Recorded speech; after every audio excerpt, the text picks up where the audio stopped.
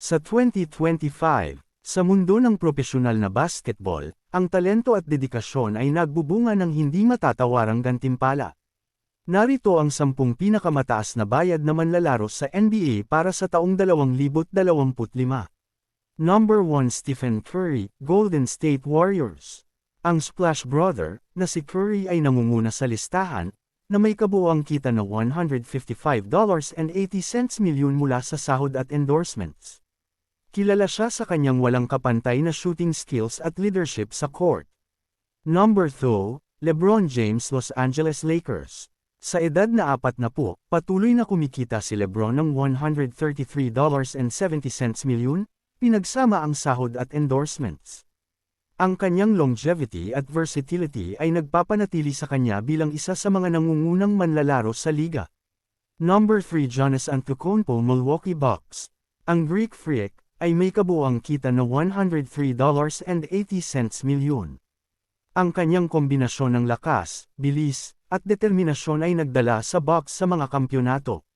Number 4 Kevin Durant, Phoenix Suns. Si Durant ay kumikita ng $97.90 milyon, salamat sa kanyang scoring prowess at clutch performances na patuloy na nagbibigay ng tagumpay sa kanyang koponan. Number 5 Damian Lillard, Milwaukee Bucks.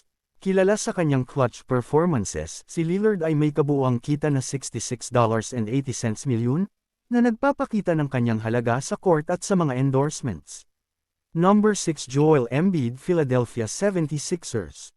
Ang reigning MVP ay kumikita ng $59.40 milyon, na nagpapakita ng kanyang dominasyon sa paint at charisma na kinagigiliwan ng mga fans. Number 7 Nikola Jokic, Denver Nuggets. Ang Joker ay may kabuuang kita na $59.40 milyon, kilala sa kanyang playmaking abilities at pagiging cornerstone ng Nuggets. Number 8 Devin Booker, Phoenix Suns. Si Booker ay kumikita ng $58.20 milyon, isang prolific scorer na tumulong sa Suns na maging contender sa liga. Number 9 Paul George, Philadelphia 76ers. Si George ay may kabuuang kita na $57.70 milyon, kilala sa kanyang two-way play at kontribusyon sa tagumpay ng 76 years. 10. Bradley Beal, Golden State Warriors. Si Beal ay kumikita ng $57.70 milyon, isang elite scorer na nagdadala ng karagdagang firepower sa team. Ang mga manlalarong ito ay hindi lamang nangunguna sa sahod kundi pati na rin sa pagpapakita ng dedikasyon, husay, at pagmamahal sa laro ng basketball. Salamat sa panunood. Pa-like and subscribe naman at gusto pong magpa-shoutout dyan, comment lang po sa comment section at comment nyo na ang paborito nyong NBA player.